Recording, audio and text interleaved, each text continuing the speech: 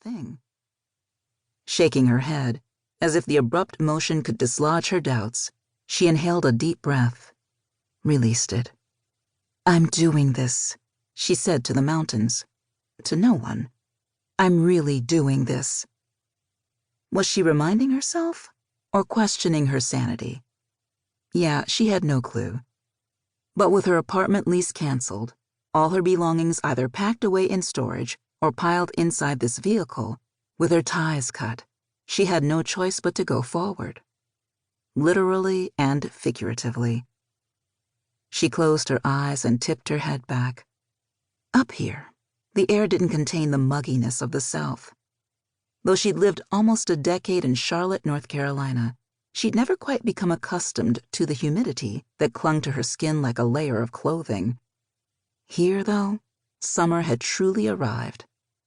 A high 70s temperature with a fresh breeze that brushed over her skin like a loving caress. The southern Berkshires in mid-June were simply breathtaking.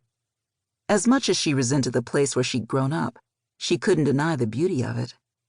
Centuries-old trees seemed to preen with their vividly green, lush leaves. Wide fields rolled into hills that were only eclipsed by the majesty of mountains and endless blue sky. As a child, she'd stared up at those great sentinels, imagined they'd been stacked there by lightning bolt-wielding gods and fierce titans. And as a teen, she'd studied them, dreaming about what lay on the other side. They'd been her friends, her guardians, and they'd been the only thing she'd waved goodbye to as she'd left Rose Bend 8 years ago. But now she was back. Tears stung her eyes, and Sydney blinked against them. Stupid hormones. She'd never been much of a crier. She'd learned at an early age that tears solved nothing. But since she'd been pregnant, they popped up like stray hairs on a chin. Family, acceptance, a sense of belonging. Those had never been hers to have in her hometown. Hell, there was a very good chance they still might not be hers now. But for her baby, it could be different. The burdens of Sydney's childhood didn't have to be her child's. She wouldn't let it be. But she wasn't in the habit of fooling herself.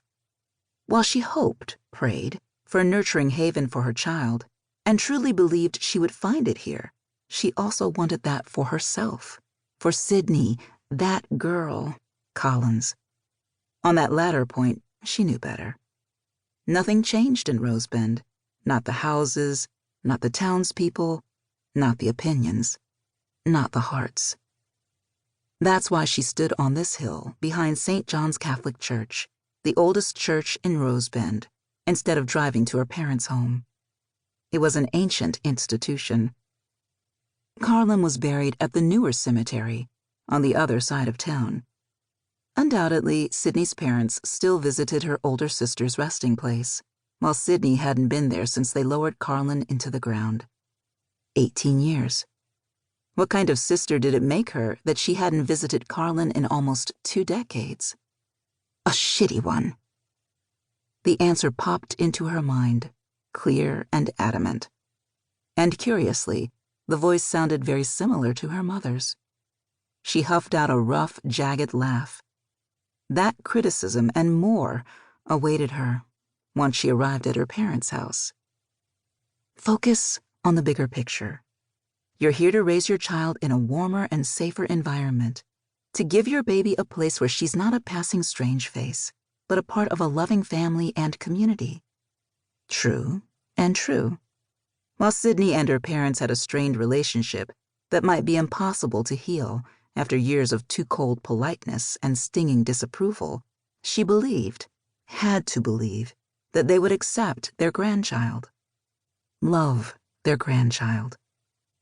But now that the idea was cold reality and no longer theory, well, she would be a liar if she claimed her stomach wasn't bolting for her throat. And the feeling had absolutely nothing to do with morning sickness. Oh God, she'd made a mistake. What the hell had she been thinking returning here? She should leave right now. It wasn't too late. Stop it, damn it, she hissed at herself. Get a hold of yourself and woman the fuck up.